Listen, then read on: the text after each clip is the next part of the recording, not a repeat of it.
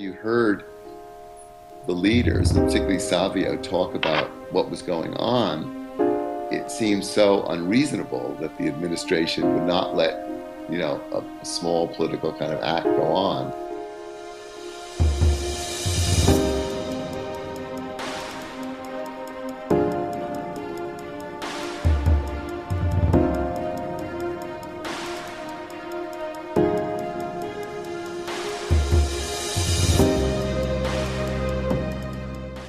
I think the background was the civil rights movement, which was starting up in all over the country, but also hitting Berkeley pretty strong.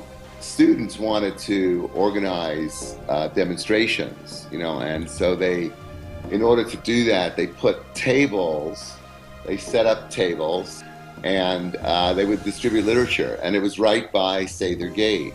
And then the university decided they should not allow university property to be used for political purposes. First of all, it wasn't clear it was university property because it was right outside the main gate of Berkeley. And second of all, even if it was, people were really pretty angry because this is free speech America, and we thought we should be able to distribute literature where we wanted. We weren't causing any trouble at all. It was just that.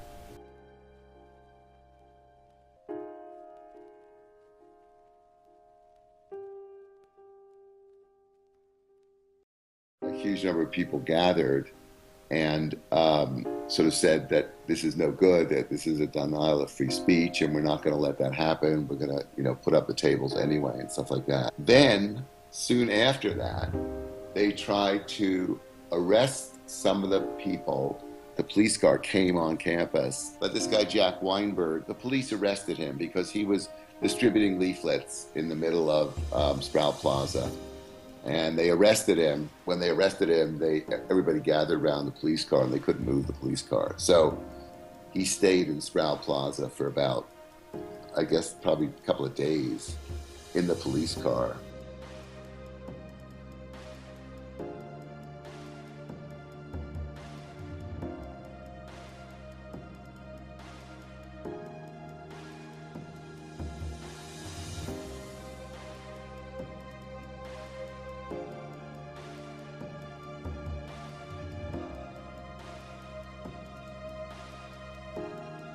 And so we all sort of marched into Sproul Hall in the middle of the day. It was probably about 2 o'clock, something like that. And I don't know how many of us there were at the beginning. There's probably about 2,000 maybe that went in. So a lot of people, at that point, the leaders said, look, do you want to go in or do you want to stay out? If you go in, you might get arrested, you could get in trouble, you could get a record. Because at those days, people weren't getting arrested very often. So, or you could stay out and just support the movement. And so for me, actually, it was a really big choice. I wasn't sure. I was in grad school, and I wanted to get to school, and I had classes.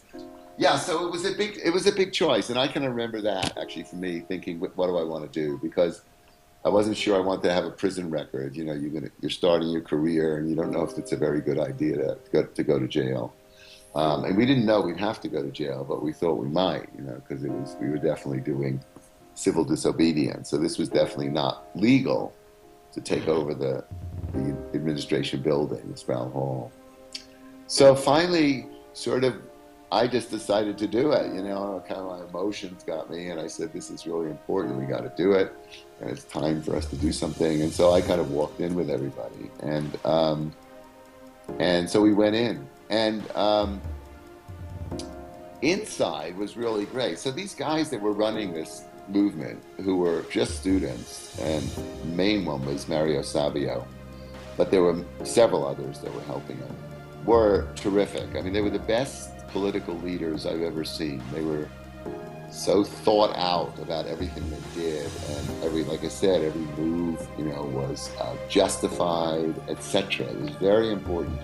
I think people maybe don't emphasize that so much, how rational they were. They were very smart kids, they were top students, and so they did. And so they organized in Sproul Hall all these teach-ins. So we would go to people would be sitting down and somebody would come and teach about civil disobedience, and somebody would come and teach about race relations. And so the whole Sproul Hall got taken over as a kind of almost a little university. But anyway, I don't know, it was about midnight, I think, and they sort of said, okay, well, you have to clear the building, or if you don't clear the building, we're going to arrest everybody. So that was another decision point. And so a lot of people cleared the building. You know, they got out, again, because they didn't want to get arrested. And we were left, I guess, it turned out in the end with, I think it was like 860 or some people. And I said, no, I'm not getting out. You know, this is too, come on. And I'm not going to chicken out at this point, because we got, you know, we really are, you know, I felt we were right, and we had to keep fighting for this. He couldn't just wimp out. And then about, I don't know what time exactly, but 2 or 3 in the morning, suddenly the doors opened and the cops came in. They came in, I think, through the basement, and they just started trampling through the halls, picking people up and taking them outside to the paddy wagons.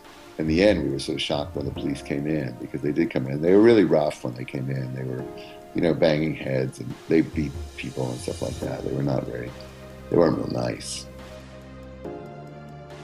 We all went down to this place called Santa Rita Prison Farm, which we didn't know where it was, but it was somewhere, it's in Alameda County. I'm not sure exactly where. And we arrived there sometime in the morning, and then we got sort of signed in. I think they gave us barracks to sort of sleep in for a little bit. Later that day, I think the leadership arranged for us all to be bailed out of jail. So we got released from the jail and bussed back home. Positive and negative. I don't know which outweighed which. Could be the negative outweighed the positive. On the negative side, you know, we got Ronald Reagan as president. He became governor in 1966, and he was helped a lot by the free speech movement.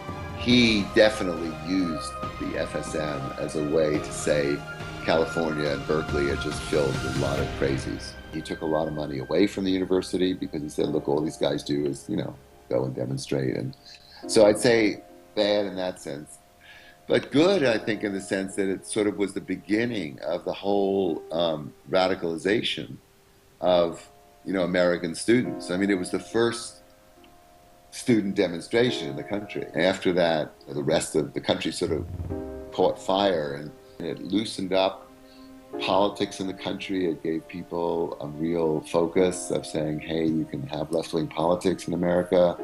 Because, you know, they were still just coming out of the 50s where it was very rigid here, and there'd been McCarthy and all sorts of stuff like that. So it was a very liberating kind of event. You know, people were really excited and got ideas of, you know, how they could demonstrate, how they could work to improve things. The main movement at the time was the civil rights movement, and that was strong and building at the time. And a lot of the FSM kids came out of the civil rights movement. But this brought it to the white guys, basically, you know, and said, okay, you know, it's not just the civil rights, it's also what's happening at in the society